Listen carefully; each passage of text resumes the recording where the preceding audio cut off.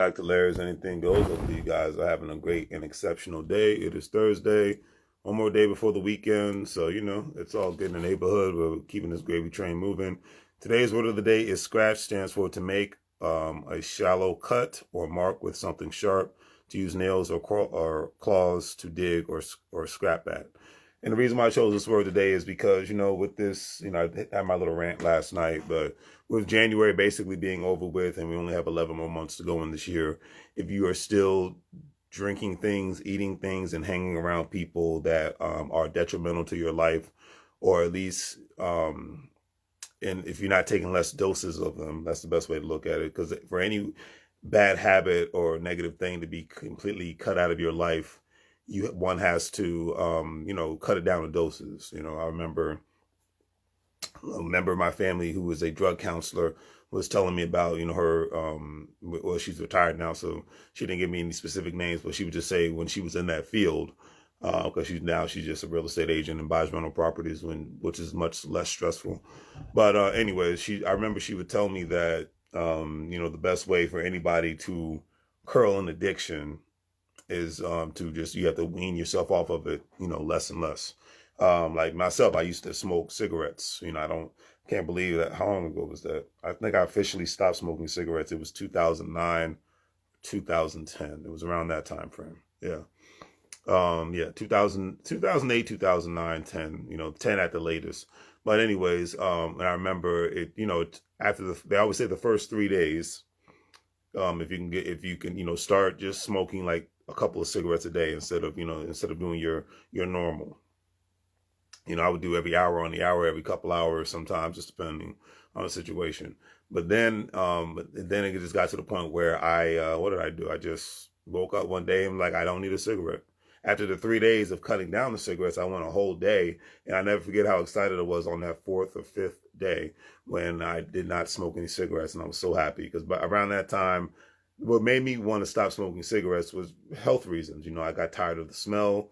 And most people didn't even think I smoked cigarettes. I wanted to get in shape. I've always wanted to be in decent shape. So working out, I know, some people can do it. I couldn't. Me trying to run and exercise and smoke cigarettes, I could not take it. I would be like, just literally like that in a matter of minutes of working out. And, so I was very happy, but like anything else, I couldn't cut it out completely. I had to cut it down little by little, blow by blow, as they say. Portion by portion. It's like eating healthier, it's like, you don't completely just cut out all the bad foods. You do it, little by little. Even me, it's like, last year I've cut down more on carbs, so it's like I'm not eating rice anymore. I'm barely eating potatoes anymore. I'm not like pizza. I've been cut that down because luckily I live in a place where majority of all the pizza places suck. Not majority, all of them. So I only eat pizza if I go to like Vegas or LA, if I go to New York or Chicago, a place where there's real good pizza, real family style pizza, not fast food pizza like Pizza Hut and Papa John's, that nasty crap. So it's little by little, and we all still have bad habits. I remember Mario Lopez was a great, from Saved by the Bell, guy's in great shape. And I remember they were asking him about his diet. This was years ago. And he was like, yeah, I don't eat carbs on XYZ, from Monday through Friday. And they was like, how about on the weekends? He said, on the weekends I pig out. So everything in life, it's about moderation. It's like people who drink sociably, don't drink every day, don't drink all the time, don't drink in heavy dosages and whatnot. And, it's not going to be as bad. People that smoke anything, it's just like for your lungs. I'm not going to act like I'm a medical professional or whatnot, but, everything affects your body. So it's all about how you do it in moderation, what portions, et cetera, and so forth. It's like even working out, you can't, technically you should not work out every day because your body needs time to relax and heal. Your muscles need time to relax and heal. The mind needs time to relax and heal. Everything needs time to relax and heal, and that's just what it is at the end of the day. So that's why I chose this word. You gotta cut certain things out but do it in specific portions. Don't try to do it all at once, because like they say, when you try to do it all at once, then you end up binging on whatever it is. Like if you cut off a lot of TV, too much TV, a lot of times you could end up binge. For a lot of people who love watching a lot of TV, me, I'm more of a podcast guy, so I binge on podcasts. But then every now and then I need this, like, okay, like especially like late at night before I go to bed, I just want to watch a funny sitcom from back in the day and get a good laugh. You know, that's what I want to watch before I go to sleep, just to turn my brain off and do whatever I do. You know, I get my reading done during the day. I make my podcast during the day. I listen to podcasts during the day, but then when the nighttime comes, I just want to relax. That's what I do. I get all my healthy stuff done throughout the day. If I have anything unhealthy at night, most likely it's just going to be some Doritos. You know, like that. We all have our thing. We all have our vices, you know.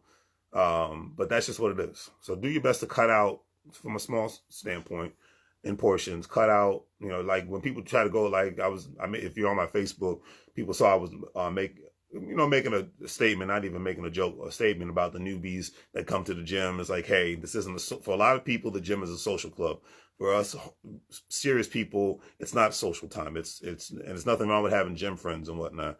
But my mindset is keep the social hour off the floor where people are trying to work out, because you're just in the way. You know, if I want to talk to somebody, I'm going to walk at the gym. I'm going to walk away from the workout area and get out of the way, you know, because I look at the workout areas like being on a highway and whatnot. People are trying to get to, people are coming and going. So if a person just randomly walking in the middle of the highway, they're going to get hit. So it makes it easier. It's like when people bring their kids to the gym, watch your kids, make sure they're not running all over the place and running rampant, because it makes it easier for them to get hurt. You know what I mean? So that's just what it is at the end of the day. But anyways, today's quote of the day is by one of my favorite entrepreneurs, moguls, tycoons, as he calls himself, Dame Dash. All right. And he says, and I quote, "How can you call another man boss? That's like calling another man daddy." I remember he said, "Freedom is priceless." I remember he made that statement on The Breakfast Club back in 2015. It's one of my favorite episodes of The Breakfast Club. I don't rarely watch it anymore because they have a lot of these younger rappers that I just can't relate to. But I remember when my man said that statement, and it was the realest thing ever. It's like it sparked a mental / economic revolution in the black community, because he's basically making a statement, because I remember when he came back to The Breakfast Club, he was like, "Hey, I'm not saying there's anything wrong with having a job," even though he's like, "I've never had a job, and having a job is not for me. I like being a boss. I like the people that he hires." He doesn't even want to hire anybody that works for any of his companies unless he knows that they have a goal outside of being an employee. And a lot of times, like I said, especially me coming from the DMV area, a lot of people don't understand that today's job market, it's not only just different, but the mindset of the young people is totally different. The mindset of the young people is not, "I want to get a good paying job and have a career only." The mindset of majority of the young people are like, "Yeah, this is fine for now, but I got something greater in store for me in the future." You know, being an entrepreneur, having side hustles, side businesses, being self-employed, that is the norm nowadays. And a lot of people in my generation and older don't understand that, or don't want to understand it, don't even want to accept that, because it's just a different world right now. And so becoming your own boss is becoming the new norm. And that's why I chose that statement from Damon Dash. Becoming your own boss is the new norm. And people don't want to understand that. Because there's so many ways people can, especially with the pandemic that taught us that, there's so many ways that people can make money without actually having a job, by selling a product, by creating content, by providing a different specific service on various different levels. That becoming a boss is the new norm. Becoming self-employed is the new norm. Now, there's always going to be employees for the most part, but having that in the back of your mind, I could have an economic option to where my job is not a must, it's an option. You know, that's the world we're living in now, that most young people that are going to come out of high school and college and military, whatever, they're going to be like, "How can I turn my job into an option?" That's the generation we're in right now. Whether it's millennials, Gen Z, Gen Y, we are in the generation of, how can I make my job an option? Or how can I put myself in a position while I'm in high school by talking to my parents so I don't ever have to have a job? By maybe me using some money from a fund that my parents got for me, maybe me utilizing money from my job and my parents can invest for me. You know, I think there's like a 13 or 14-year-old right now. He's like a millionaire just from investing in the stock market. So that is the world we're living in now. So that's why when that statement first came out, 2015, people were still in the mindset of, "Hey, I got a nice paying job." But now but ever since 20, I said the movement in 20, ever since that statement was made, and by 2017, 2018, mindset of people, my mindset changed. Mindset of a lot of people is like, look, there's something bigger and better out here for me. Not just my 9 to 5. There's nothing wrong with having a 9 to 5. There's nothing wrong with my 9 to 5.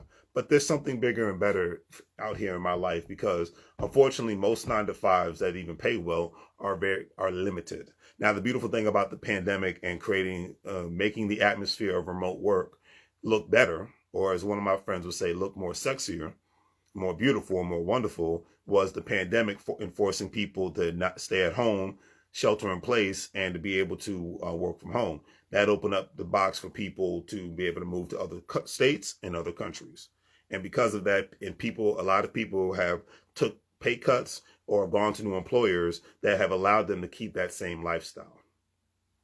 Because a lot of people had to return back to work. But a lot of people have been like, hey, I like being able to live in Nigeria or South Africa. I like being able to live in Mexico or Jamaica, Puerto Rico. I like to be able to the fact that I'm living in Florida or Texas. I like the fact that I'm living in Georgia or the Carolinas. I like the fact that I can live where I want to live, and I'm not limited to live somewhere because of my employer. That is the new norm right now. It's not becoming the new norm. That is the new norm.